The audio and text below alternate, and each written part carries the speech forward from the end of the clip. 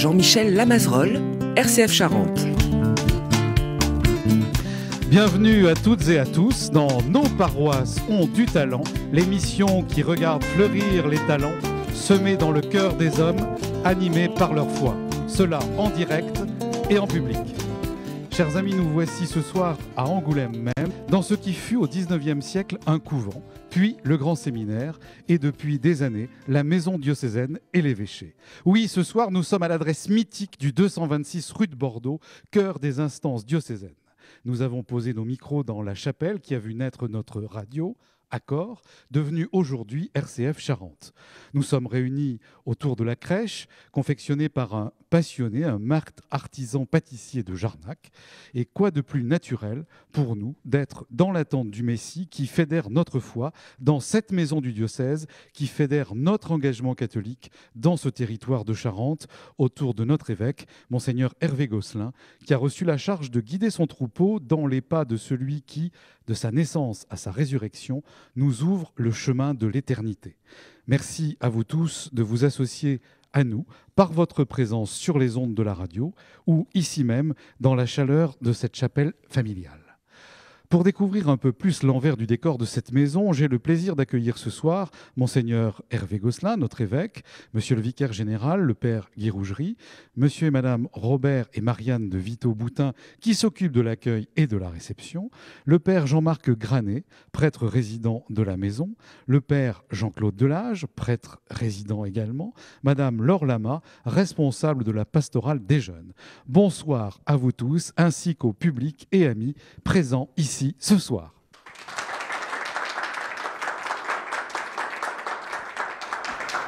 Merci beaucoup à vous.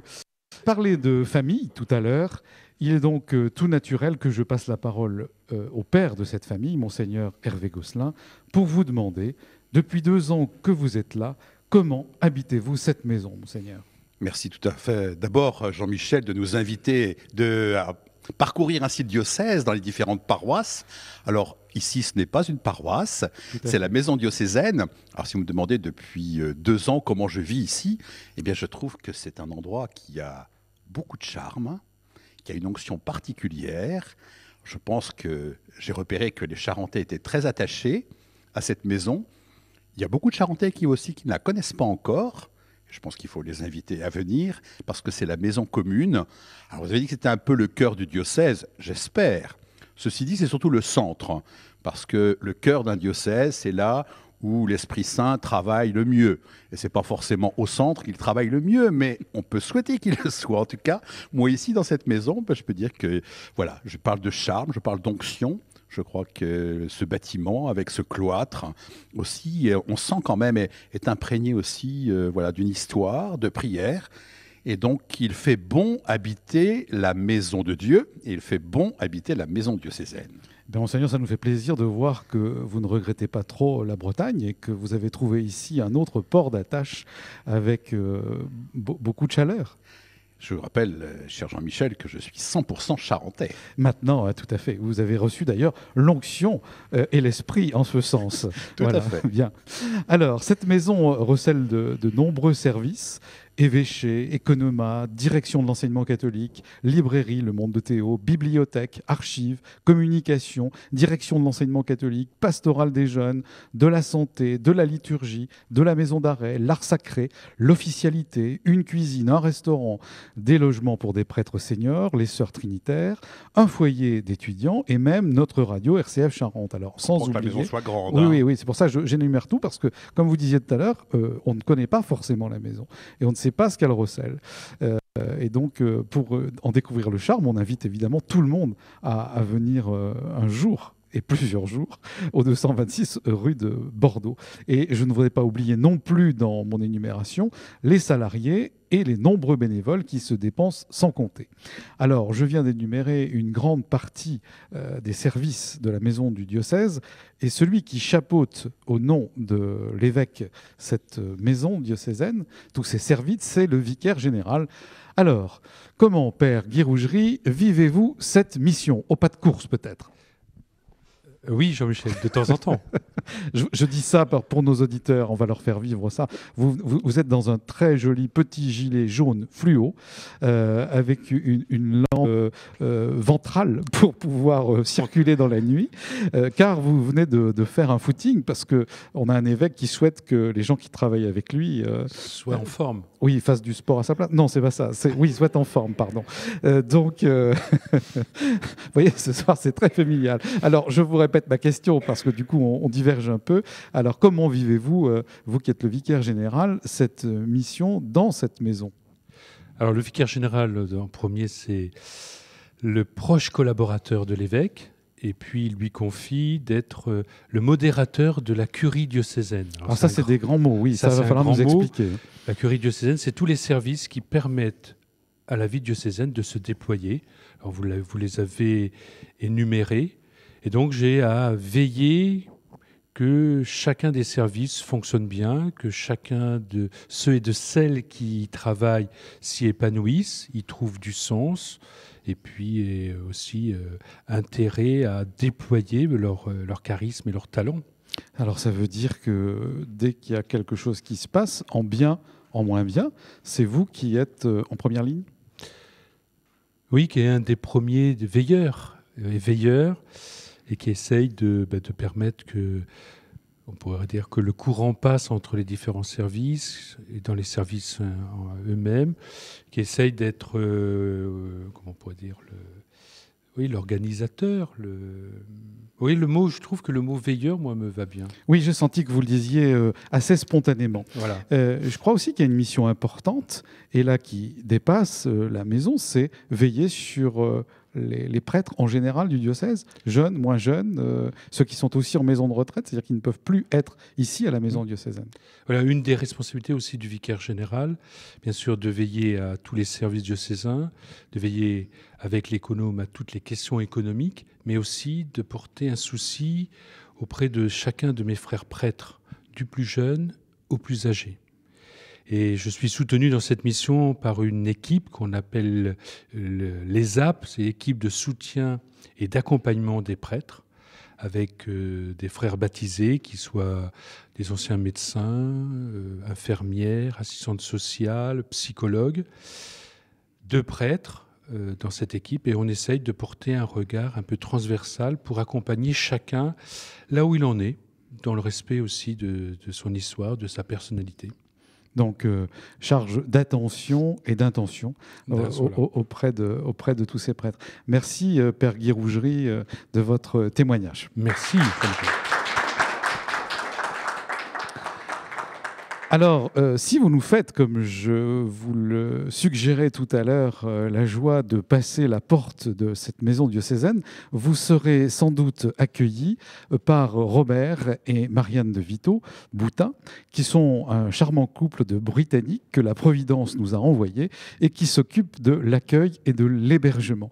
Alors, Robert, comment voyez-vous cette mission? Puis vous allez nous présenter Marianne, qui parle un petit peu moins bien le français que vous, sans doute. Notre mission, c'est l'accueil, soit le standard, soit les visiteurs qui arrivent. Mais ce n'est pas seulement l'accueil, le bienvenu administratif, bureaucratique, c'est le bienvenu plein de l'amour du Père. C'est un vrai bienvenu du Saint-Esprit, parce que ça, c'est le maison diocésaine, comme notre évêque a dit, le maison de Dieu. Et c'est très important que chacun qui arrive expérimente le chaleur de l'amour du Père. Je parlais de Providence tout à l'heure. Comment vous êtes arrivé ici? Il y a quelques années, le Seigneur nous a demandé de laisser tous en arrière et quitter notre pays, comme Abraham. Et vous n'avez pas traversé la mer Rouge? Non, mais la Manche. Et voyager en France pour aimer les Français. Alors ça, c'est une belle mission. Venant d'un Anglais, je crois que ça nous touche tous énormément. Merci, Robert. Pourriez-vous nous présenter Marianne? Bonsoir, oui, Marianne. Absolument. Bonsoir. It's not a difficult job. Ce n'est pas un boulot difficile pour aimer les Français. To love, because love conquers all, and love is a person. Parce que l'amour, ça vaincre tous, et l'amour est quelqu'un. L'amour est quelqu'un, oui. Mais ça c'est bien, Marianne. Vous parlez parfaitement anglais, évidemment. Mais ce que je veux dire, c'est que l'on vous comprend très bien. Thank you. The heart of the matter is love, the welcome, that everyone feels loved and accepted. Le cœur, c'est l'amour, que chacun soit vraiment accueilli, vraiment accepté. And that means everyone who works here, Chacun qui travaille ici, who visits here, qui visite, on the telephone, qui téléphone, in email. qui fait un mail. And that is absolutely at the heart of who we Ça, are. c'est le cœur de nous, en même Alors, temps. moi qui viens souvent, puisque la radio est en face de l'accueil de la maison diocésaine où vous êtes, et j'avoue que chaque fois qu'on passe, Marianne nous dit « bienvenue, bienvenue ». Et c'est très très agréable, parce que comme vous le dites, c'est bien de se sentir accueilli, mais si c'est manifesté et par la parole, c'est pas nous qui allons démentir, nous faisons de la radio, eh bien c'est encore mieux. Bon, alors maintenant, ça veut dire que si on veut venir en groupe, si on veut loger même à la maison diocésaine, puisqu'il y a aussi de l'hébergement, de l'accueil, on passe par vous. Oui, absolument. Oui. Bon. Nous prenons soin de tous, ça oui. Vous prenez soin de tout le monde. Oui. Oh. Tout le monde qui arrive ici. Oui. Et alors, est-ce que cette mission, finalement, vous comble et vous ne regrettez pas d'avoir traversé la Manche ? Oh, absolument pas. Non. Oui, nous Non. sommes ravis d'être Ouais. ici. Nous avons rencontré et fait des relations avec des gens super. Nous sommes très heureux, ravis d'être ici et membres d'une équipe formidable. Oui, vraiment. Merci de votre témoignage et puis on vous souhaite d'être les plus heureux possibles et pour nous et pour vous. On peut vous merci applaudir. beaucoup. Merci beaucoup. Merci. Monseigneur Gosselin, avez-vous quelque chose à ajouter à ce qu'ont dit Marianne et puis Robert ? Dans l'esprit, je crois que c'est très important. Une maison d'accueil et donc, qui est destinée à recevoir beaucoup de monde, beaucoup de groupes, tous les chrétiens de Charente et puis aussi ceux qui veulent avoir un contact avec l'Église. Je pense qu'il y a aussi tout ce qui nous permet de donner ce bon esprit. Ça passe par l'accueil, certes. Et puis, il y a quand même, là, ce soir, nous sommes à la chapelle, donc il y a des temps liturgiques, la messe tous les jours, les laudes, enfin certains temps de prière. Il y a aussi la salle à manger, qui est un lieu très important, de convivialité. Donc la vie fraternelle, la vie spirituelle, l'ouverture au monde. C'est un bel endroit. Une messe les mardis où les gens de la maison peuvent venir et puis ceux qui veulent aussi. Oui, la messe le mardi, c'est à 12h15, mais les autres jours, mardi, jeudi, vendredi, à 8h30, c'est tout à fait possible aussi. Ça peut arranger ceux qui travaillent. Absolument, absolument. Donc un lieu ouvert Oui, sur la ville, tout à fait. au 1 rue Lucie Gallor. Il y a un grand parking, il faut le dire aussi pour ceux qui ne le savent peut-être pas encore. Je vous remercie, Monsieur Gosselin. On va écouter un petit peu de musique dans l'esprit de Noël et on se retrouve dans 1 minute et 15 secondes.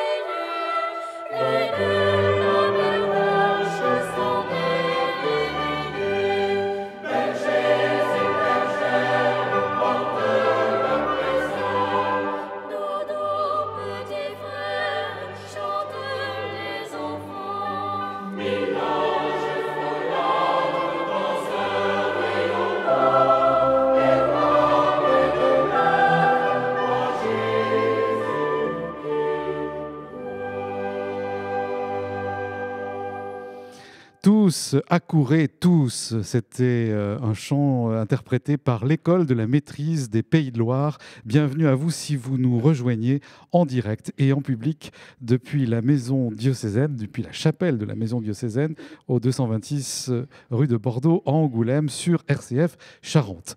Alors, nous venons de parcourir avec Monseigneur Hervé Gosselin, avec Monsieur le Vicaire Général, et puis Robert et Marianne, différents pôles de cette maison. Et il y a un cœur qui bat, important. Je l'ai dit dans l'introduction, cette maison possède un foyer de prêtres retirés. Alors, Père Jean-Marc Granet, comment vivez-vous avec vos frères prêtres au sein de cette maison? Alors, il y a 10 prêtres en ce moment, en retraite ou retirés, mais qui ont des responsabilités aussi en dehors. Hein. Alors, ils sont retirés, mais ils exercent des responsabilités en dehors. Et moi, je suis le dernier aîné, parce qu'il y a 9 mois que je suis là. Ah, c'est parfait. À cause des ennuis de santé. D'accord. Voilà. Mais vous avez aussi une activité. Moi, je vous vois à l'accueil ici. Ah ben oui, je vous vois aller et venir. À l'accueil, oui. Et puis, j'ai des équipes et des messes à dire, oui, tous les matins à rue de Turenne, chez les Sœurs. D'accord. Voilà. Et cette vie dans la maison diocésaine, vous avez votre salle à manger. Comment ça se passe? Vous avez un studio? Racontez-nous pour les gens qui sont curieux, parce qu'ils ne vont pas venir vous déranger ici. Non, mais on va casser le mystère un peu. Il y a un studio, c'est-à-dire que on a pu l'aménager comme on voulait. Hein. Alors on se retire là, et puis il y a le cabinet de toilette à côté. Et je dois dire qu'on a des temps communs aussi. Il y a la prière, c'est pas à faire concurrence, mais on a des temps communs, c'est la prière matin et soir à 9h et à 18h30. Et puis il y a la messe à midi moins le quart. Et tout ça ici, dans cette chapelle où nous sommes ce soir? Non. Non. C'est dans un oratoire au 3e. Ah, vous avez votre oratoire privé. L'oratoire au 3e. D'accord. Oui. Et vous avez aussi votre salle à manger? Oui, il y a la salle à manger en dessous. Oui. Alors tout à l'heure, je parlais, et je demandais à Monseigneur Gosselin, je parlais du mardi, mais c'est parce que le mardi, vous descendez. Oui, le mardi, jusque dans la salle à manger commune. Oui, pour oui. être avec Alors tout le monde. on descend célébrer avec tous les membres de la maison. Et puis, il y a aussi un repas commun ensemble. Et d'ailleurs, vendredi prochain, on aura un repas festif de tous les membres occupant la maison diocésaine. Voilà. Salariés, résidents et tout ça. Et bénévoles qui travaillent autour de la maison pour fêter Noël. Et c'est chouette parce qu'on on commence à se connaître un peu tout le monde. Et notamment autour du café de 10 heures. C'est un moment important, le café de 10 heures. Oui, il y a des rites dans cette maison, oui. café des heures. Et on a d'ailleurs la joie de vous accueillir à la radio chaque premier mardi du mois. Voilà, exactement. Donc, la vie des prêtres en lien avec l'ensemble de la vie de la maison et avec des temps qui vous sont plutôt propres, votre salon, votre télé et vos moments de partage ensemble. Ça va, parce que les prêtres ne sont pas forcément ordonnés pour vivre en communauté. Ah ben non. Alors, ça se tire dans les pattes un peu de temps en temps. Non, peut-être pas. Il faut qu'on essaye de vivre ensemble, voilà, comme une communauté, comme une communauté de religieuses et comme toutes les communautés qui existent. Il faut essayer de vivre ensemble. Hein. Mais bon, on ne s'est pas encore battu, alors ça va. Bon, tout va bien, tout va bien. Père Jean-Marc Granet, je vous remercie beaucoup de votre témoignage et on vous souhaite plein de bonnes choses à l'intérieur de cette communauté de la Maison diocésaine. D'accord.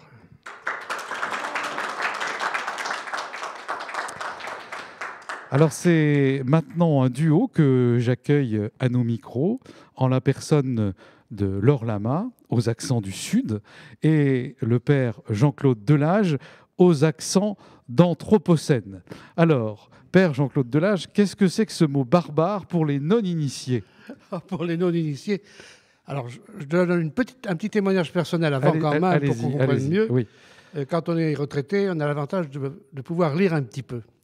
Alors, ce que j'avais fait, avec beaucoup de retard, j'ai lu un jour Laudato Si. Et puis, je me suis dit, je vais aller un petit peu plus loin dans un autre domaine, voir ce que les gens disent. Et j'ai lu un livre qui s'appelle Voyage dans l'Anthropocène. Bon. Alors, j'ai découvert 2 choses. Premièrement, c'est qu'il y a ce qu'on appelle un réchauffement climatique. Et on ne s'en rend peut-être pas obligatoirement compte, qui affecte l'écologie au sens général. Mais quand on regarde les choses de près, qu'on est près de la nature, on le voit tout de suite. Je connais quelqu'un qui habitait près de la Charente, et il y a 12 ans, il donnait l'hiver aux oiseaux 25 kilos de graines. Maintenant, cette année, il n'en a plus donné que 5, parce que les oiseaux avaient disparu. Bon, ça, c'est des choses dont on se rend compte. Bon. Et puis, il y a ce qu'on appelle l'Anthropocène. Alors, d'où ça vient tout ça? Voilà. L'Anthropocène, c'est qu'on se demande si le climat change, si ce n'est pas lié, en particulier à cause de la vitesse de changement, si ce n'est pas lié depuis 200 ans au fait que l'homme a certaines activités, qu'on appelle des activités industrielles, en particulier la consommation des énergies fossiles, etc. Ce qui procure des gaz à effet de serre, donc réchauffement climatique. Alors voilà, c'est ça. Donc, et ça nous pose une question. Ça nous pose une question qui est la suivante, c'est que si l'homme est devenu, à cause de sa façon de vivre, il est devenu comme une espèce qui détruit à la fois la nature, qui à la fois modifie le climat, est-ce que ça n'interroge pas les membres de cette espèce, tous les membres? Alors c'est une des questions que pose l'Anthropocène. Alors dans la maison diocésaine, il y a 5 ou 6 personnes qui ont lu ou commencé à lire ou vont lire ce livre-là, et puis on en discutera entre nous. Alors Laure dit sous forme d'humour que c'est le club d'Anthropocène. Donc vous avez été l'éveilleur de... Oh, je ne sais pas si j'ai été l'éveilleur. Bon, sans doute, je pense que je connais votre pouvoir de... Comment dire? De quoi encore? Qu'est-ce que vous allez sortir, Jean-Michel? Là, vous exagérez quand même. Je sais vous faites une interview. Vous avez un pouvoir de... quoi? De pouvoir convaincre les gens. Mais non, je pose des questions, c'est tout. Oui, c'est ça. Mais c'est tout. C'est tout votre art. Tous les gens qui nous écoutent et qui vous connaissent dans ce diocèse ne seront pas du tout surpris. Voilà. Je vais vous repasser la parole après. Alors, je passe la parole à Laure. Laure Lama, je disais aux accents du Sud. Alors vous, Laure, il faut que je retrouve mon petit papier, mais j'avais dit que c'était à la suite d'un audit. C'est pas tout à fait ça. Vous allez rectifier à la maison diocésaine que vous avez découvert ce qu'on appelle l'église verte. Dites-nous en plus, de quoi s'agit-il, Laure? Alors en fait, Jean-Claude et moi, on fait partie d'un groupe qui s'appelle Paix, Environnement et Mode de Vie, qui existe depuis le dernier synode diocésain.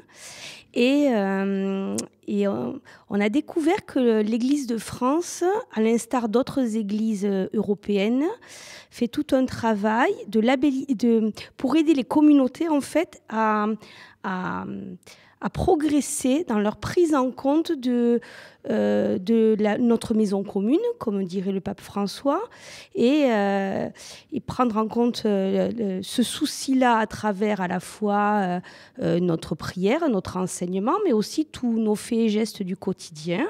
Et pour aider les communautés, eh bien, ils ont mis en place donc une labellisation, la labellisation Église verte, avec en ligne la possibilité de faire une sorte d'audit pour pouvoir un petit peu repérer nos forces et nos faiblesses et progresser d'année en année. Alors, qu'est-ce qu'il en est advenu de cet audit que vous avez fait par rapport à cette maison? Alors, on a fait un audit par rapport à cette maison. Ça nous a permis de repérer qu'on a une marge de progression évidente, on va dire. On est un petit peu meilleur en ce qui concerne la dimension de prise en compte dans la foi, de la dimension aussi de sensibilisation et d'encouragement. Qu'est-ce que vous appelez prise en compte dans la dimension de la foi? Eh bien, dans le fait d'inciter les communautés chrétiennes à contempler la création, à prier aussi, à inciter aussi les groupes de jeunes, par exemple, à se pencher sur les questions environnementales et à faire le lien avec leur foi. Parce que, comme me disait encore Jean-Claude tout à l'heure, on est fait de la même glaise que toute la création. Et donc, on est appelé, on est de la même origine, on est appelé à le même avenir, quoi. Oui, c'est un récit dans la Bible, le récit de la création, où il est dit que Dieu fabrique Adam à partir de la glèbe, et ensuite, il fabrique les animaux, tous les vivants, à partir de la glèbe. Alors, j'ai découvert ce texte, je n'avais jamais fait attention. Alors, il me semble que ça veut dire que nous appartenons à la biodiversité, mais nous n'en sommes pas les maîtres. Nous n'avons pas à en disposer. Et une question que je me posais, mais je ne sais pas comment le dire, c'est que c'est quand même admirable, cette fête de Noël, l'incarnation, pour employer le jargon, du Fils de Dieu qui s'incarne, c'est-à-dire qui va faire partie de toute la biodiversité. la biodiversité humaine, la biodiversité animale, végétale, etc. C'est pour ça qu'il récapitule toute la création. Voilà. Ça m'a donné cette dimension-là. Je ne sais pas pourquoi, j'en sais rien. Mais c'est un très bon éclairage. Bon, voilà. Et pour votre foi, Jean-Claude, qu'est-ce que ça apporte? Eh bien, ça a une ouverture un peu à l'universel. Et en même temps, je ne sais pas comment dire les choses, c'est que ça nous invite en quelque chose à une très très grande humilité personnelle devant ce qui se passe, devant notre statut. J'ai dit un jour que un cosmonaute, il voit une petite boule dans l'univers, une petite boule, comme un œuf. Et nous sommes, qu'est-ce qu'on est là-dedans? Une espèce, des êtres, des individus qui se conduisent comment? En prédateurs ou qui se conduisent à la fois comme des gens qui reçoivent cette grâce de vivre, cette biodiversité, et de la cultiver, et de l'offrir à Dieu, de la retourner à Dieu. C'est un très beau témoignage. Ah, j'en sais rien, c'est un témoignage, encore, c'est notre paire de manches. Ah, je savais bien que votre esprit rétif... Mon père, c'est exagéré. Monseigneur Gosselin, vous vouliez rajouter quelque chose? Non, je vois que, vous voyez, les auditeurs peuvent se rendre compte qu'à chaque étage de la maison, on prie, on mange et on réfléchit. Et que c'est normal qu'au centre, effectivement, il puisse y avoir aussi cette confrontation et puis cet enseignement aussi qui est donné. Moi, j'invite tout le monde à venir à la maison diocésaine, peut-être cette semaine, pour voir la crèche. Cette crèche a ceci de caractéristiques, je ne sais pas comment la décrire. Décrivez-nous un peu la crèche. Il y a des personnages qui sont un petit peu typés quand même. Alors, ils sont aussi ronds que moi. Alors, moi, je ne me serais pas permis de dire ça, Monseigneur. Presque autant que vous également. Bon, merci. Bon. Ce qu'il y a de caractéristique, c'est qu'ils regardent tous en l'air. Même le petit chat, même les moutons regardent en l'air. Alors, je crois que c'est l'attente, effectivement, de celui qui vient. Et à partir du moment où il est parmi nous, nous devons aussi regarder vers le bas. Mais en temps de Noël, d'avoir un regard aussi qui s'élève et puis aussi qui regarde vers le bas parce que la création nous invite aussi à repérer. C'est-à-dire, à partir du moment où Jésus sera parmi nous, c'est vers le bas qu'il faut regarder, c'est vers les hommes. C'est l'incarnation dont parlait le Père de l'Âge tout à l'heure. C'est cette bonne nouvelle que nous essayons de vivre dans cette maison. Et, encore une fois, centre du diocèse, il y a aussi une notion de gouvernement, d'autorité, de rassemblement pour permettre à toutes les paroisses du diocèse d'avoir du cœur. Donc Noël, c'est déchaîne ton cœur et je souhaite à tout le monde que vraiment ce soit une belle occasion à la fois de regarder vers le haut et aussi de regarder vers le bas. C'est une belle conclusion, Monseigneur. Je crois qu'on va applaudir tous nos invités et vous-même de nous avoir reçus ce soir sur RCF dans Nos paroisses ont du talent. Alors je voudrais remercier Raphaël Gamache qui a mis en onde cette émission. Vous souhaitez à tous et à toutes de bonnes fêtes de Noël et du Nouvel An. Je souhaite aussi vous remercier pour votre fidélité et je vous donne rendez-vous le mercredi 10 janvier dans la salle du conseil municipal de la mairie de Brie en direct et en public pour une nouvelle émission. Je vous souhaite à tous de très bonnes fêtes. À bientôt.